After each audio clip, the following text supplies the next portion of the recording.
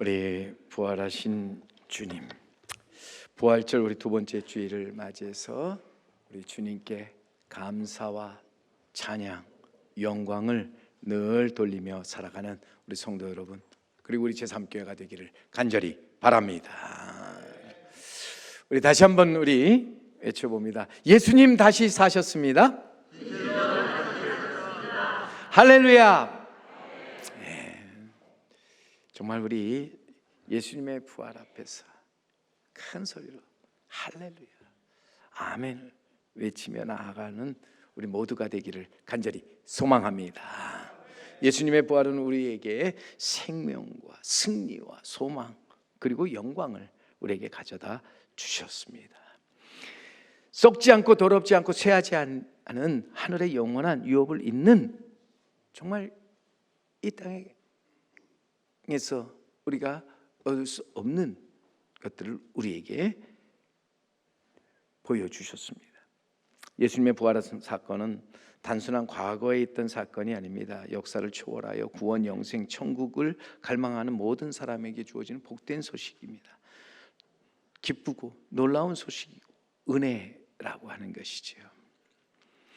예수님의 그 십자가의 죽음과 부활하심이 없다면 우리의 믿음도 헛것이고 우리가 가르치고 전파하는 것도 다 헛된 것이고 지금 우리가 이 자리에 모여있는 모든 것도 이것은 다 헛된 것이 되어버리고 마는 것입니다. 주님의 십자가와 부활, 기독교의 중심이며 복음의 핵심으로서 우리는 이 복음 안에 사는 복음의 사람으로서 나아가서 이제는 하나님의 능력을 따라서 복음과 함께 고난을 받는 것, 그것을 우리는 두려워하지 말아야 한다. 우리가 살면서 사실 우리가 복음으로 인해서 고난당하는 걸 두려워하고 불안해하는 까닭이 무엇인가? 어찌 보면 그것은 우리의 믿음이 약하고 흔들리기 때문이라는 거죠. 하나님께서 주신 우리의 믿음에서 믿음에 이르지 못하고 믿음이 점점 쇠약해져 가기 때문이라고 하는 거예요. 하나님은 그의 의를 위해서, 그의 복음을 위해서 고난받는 자에게 반드시 이제는 그 고난 뒤에 영광, 승리를 얻게 하신다 하는 것입니다. 그러기 로마서 8장 17절에 바울은 외칩니다. 우리가 그와 함께 영광을 받기 위하여 고난도 함께 받아야 할 것이니라. 아멘. 우리가 영광을 얻기 위해 한다면 우리 주님의 고난도 함께하는 자 되어야 한다는 것이요. 주님의 부활을 우리가 이제 나의 부활로 우리가 받아들이려면 주님의 죽음 또한 나의 죽음으로도 우리가 받아들일 수 있어야 한다. 예수님 말씀합니다. 마태복음 5장 산상수훈의 말씀 중에 보면은 나로 말미암아 너희를 욕하고 박해하고 거짓으로 너희를 거슬려 모든 악한 말을 할 때에는 너희에게 복이 있나니 기뻐하고 즐거워하라. 하늘에서 너희 상이 크니라. 여기서 분명히 하늘에서 너희 상이 크니라. 하늘에 있는 크고 영원한, 그리고 정말 썩지 않고 더럽지 않고 쇠하지 않는 그 영원한 상과 영광을 바라보면서 나아가 우리는 무엇보다도 우리의 믿음을 회복해서 우리는 믿음에 이르는 자가 되어야 합니다. 지금 우리의 위기가 있다면 바로 우리가 흔들리는 믿음 속에서 우리의 고난을 외면하는 것이죠. 약해진 믿음 속에서 힘들고 어려운 일을 싫어하는 겁니다. 전에 하던 모든 일들이지만 괜히 지금은 뭔가 부담스러워하게 되었다고 하는 것이죠. 오늘 교회가 이 믿음을 회복해서 우리는 다시 일어나 나아가야 한다는 것이죠. 영광을 얻기 위해서 우리는 믿음의 회복을 통해 하나님의 능력을 따라 복음과 함께 고난받는 그 자체를 두려워하지 말아야 한다 하는 것입니다. 주님이 기뻐하시는 그 일들을 우리는 기쁘게 또 즐거워하는 마음으로 맞이해야 한다는 것이죠. 우리는 복음을 위하여서 고난받는 것을 이상히 여기지 말고 그것을 특권으로 알고 오직 이제는 그 복음 안에서 복음에 합당한 삶을 살아가는 귀한 성도 여러분이 되기를 원합니다. 강한 믿음 속에서 십자가의 고난 죽음을 이기고 승리하신 주님, 그 주님을 따라서 우리는 고난과 죽음을 넘어서 주님의 그 부활의 승리 영광에 이르는 자 되어야 한다 하는 것이죠. 사람들을 이제 보면은요, 두려움, 불안에 떨게 하는 것이 과연 무엇일까? 바로 죽음인데, 죽음의 문제로 영원한 우리의 마음에 두려움, 불안이 있게 되는 거죠. 그러면서 또한 이 죽음 누구도 피할 수 없는 것으로서 이 이야기 가운데 이런 이야기가 전해오고 있는데, 하루는 다메섹 궁정의 왕이 거닐고 있는데 그 아들이, 사랑하는 아들이 막 뛰어들어옵니다. 울며 애원하기를, 아버지 저 빨리 이 성을 빠져나가야 합니다. 아버지께서 가지고 계신 말 중에서 제일 빠른 말을 제게 주십시오. 왜 그러느냐, 제가 막 이 궁전의 정문을 지나오는데 그 앞에 죽음의 사자가 서서 나를 보자 위협하고 팔을 내밀었습니다. 저는 이 죽음을 피해 빨리 이 성을 빠져나가 바그다드로 도망하려고 합니다. 왕은 속히 그 아들에게 가장 빠른 말을 내 주었습니다. 아들은 그 말을 타고 이제는 바그다드로 향해 달렸습니다. 아들을 떠나보내며 아버지가 이제는 그 정문으로 나가 보았더니 거기에 아직 죽음의 사자가 거기 서 있는 겁니다. 왕은 그 죽음의 사자를 향해서 당신은 왜 나의 사랑하는 아들을 위협하고 죽이려고 하느냐고 물었을 때 죽음의 사자가 말하지요. 왕이여, 나는 그대의 아들을 죽이려고 위협한 일이 없습니다. 나는 당신의 아들이 왜 아직 여기에 있는지 보고 놀라 그냥 팔을 쳐들었을 뿐입니다.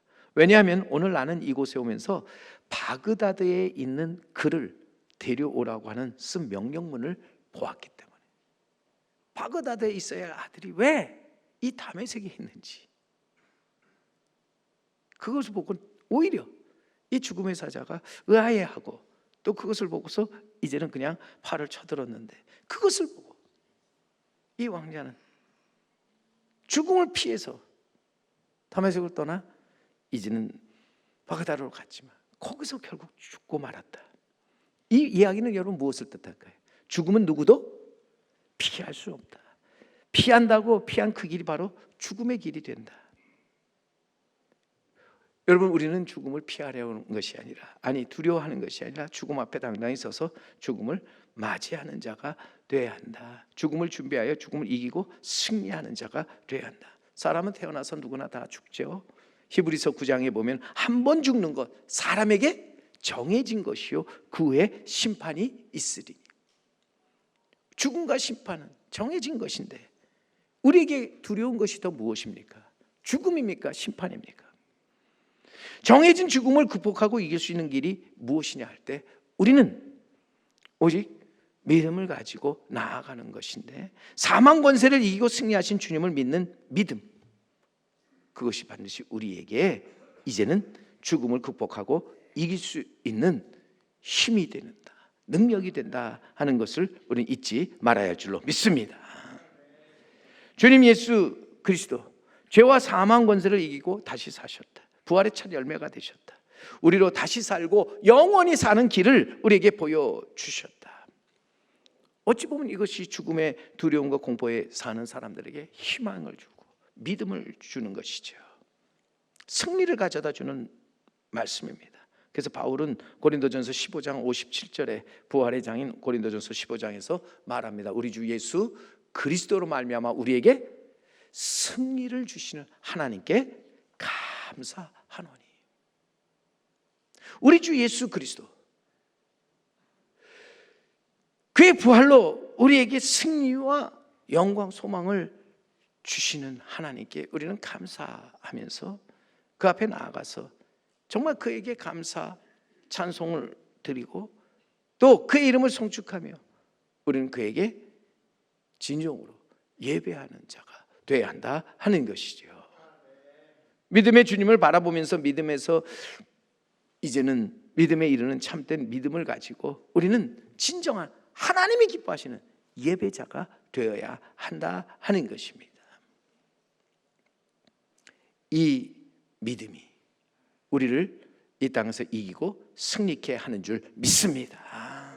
우리 찬송가에도 357장에 우리 거기에 보면은 주 믿는 사람이 일어나 다 힘을 합하여 이 세상 모든 마귀를 다쳐 소멸하세. 저 앞에 오는 적군을 다 싸워 이겨라. 주 예수 믿는 힘으로 온 세상 이기네.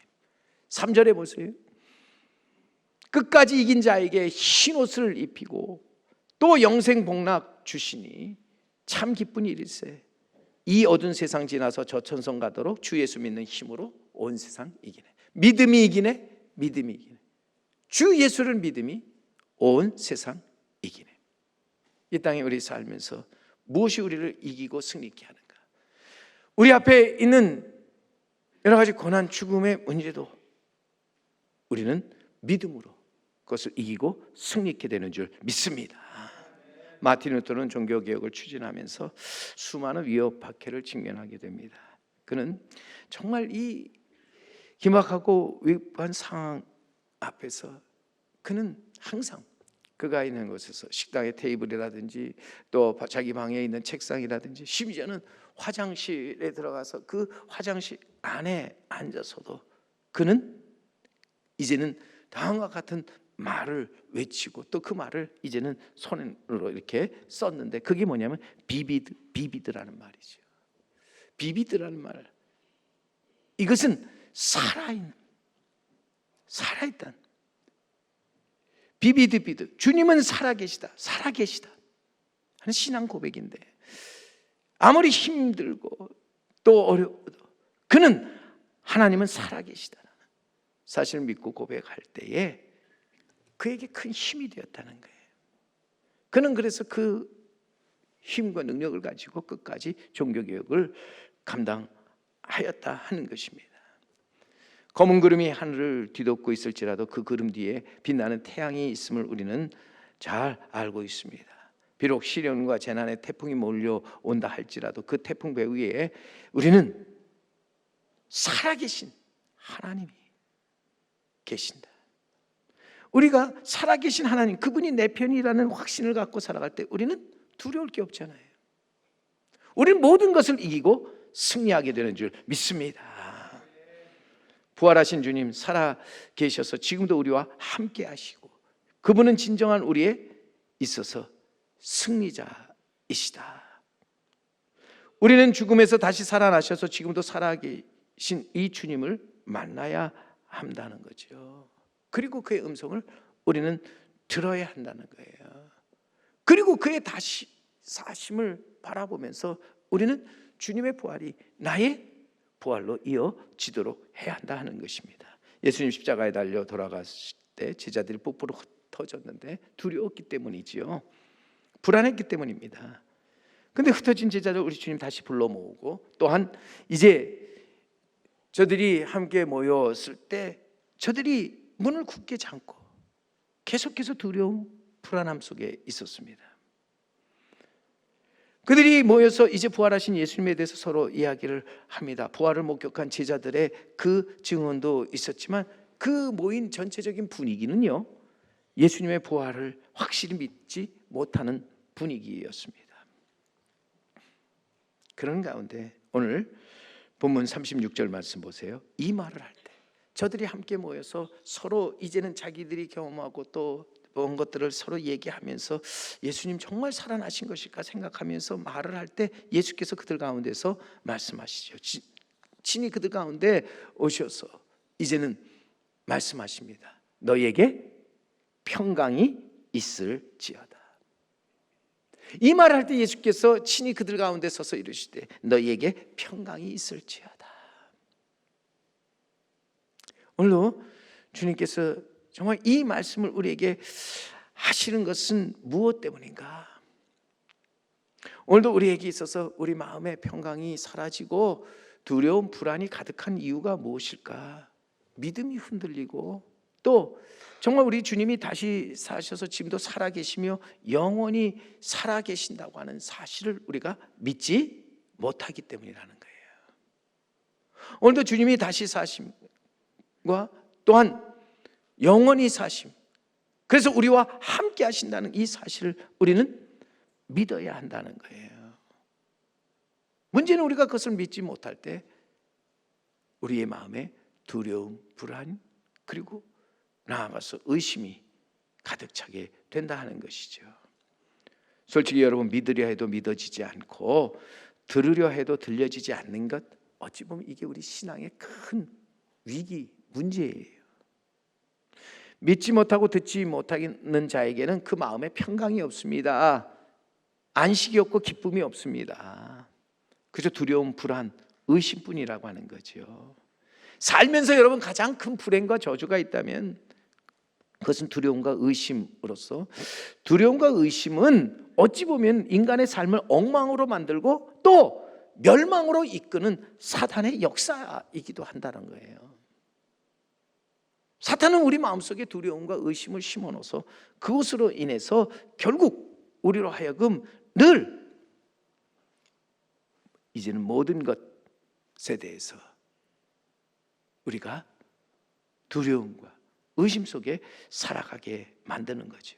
사람이 살면서 좋은 침대에 누워 있어도 잠이 오지 않고 좋은 음식을 먹어도 이제는 만족감이 없고 또 소화가 잘 안 되고, 일을 해도 여전히 그 일이 기쁘지 않은 모든 것들은 사실 우리 마음에 있어서 두려움, 불안 때문이라는 거예요.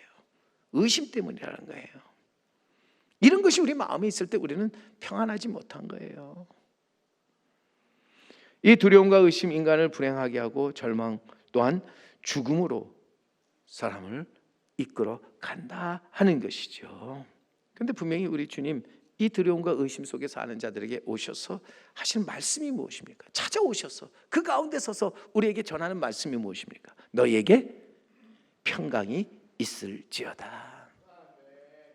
오늘 이 자리에 함께한 우리 성도 여러분, 여러분에게 평강이 있기를 주님의 이름으로 축원합니다. 그런데 여기서 우리가 주님이 우리에게 주시고자 하는 평강은 세상이 주는 평강과 같지 아니한 것으로서 정말 주님 안에서 누리는 영혼의 평안이죠. 영혼의 평안함, 환경이 지배할 수 없는 영혼 속에서 용출하는 내면의 그 평안을 말하는 것입니다. 잠시 눈앞에 있다 사라져버리는 우리 육신의 편안이 아닌 내 영혼의 평안을 우리 주님 우리에게 주시고자 한다 하는 것입니다. 오늘 우리는 주님 앞에 나아가서 주님이 주신 이 참된 평안을 얻고 이 평안함 속에서 우리는 장차 썩지 않고 더럽지 않고 쇠하지 않는 하늘의 영원한 유업을 이어가는 우리 하나님의 귀한 자녀들이 되기를 간절히 바랍니다. 우리는 영혼을 구원하며 이런 믿음을 가진 자로서 믿음에 이르도록 우리 마음에 있어서 이 평안함을 언제나 가지고 살아가는 자가 되어야 한다는 것이죠. 여러분은 평안의 반대, 평강의 반대가 두려움과 의심이지요. 믿음의 반대 역시 두려움과 의심이라고 하는 거예요. 그래서 여러분, 주님께서 제자들에게 나타나서 너희에게 평강이 있을지어다 하신 말씀, 이 말씀은 곧 너희에게 믿음이 있을지어다, 너희에게 믿음이 있을지어다.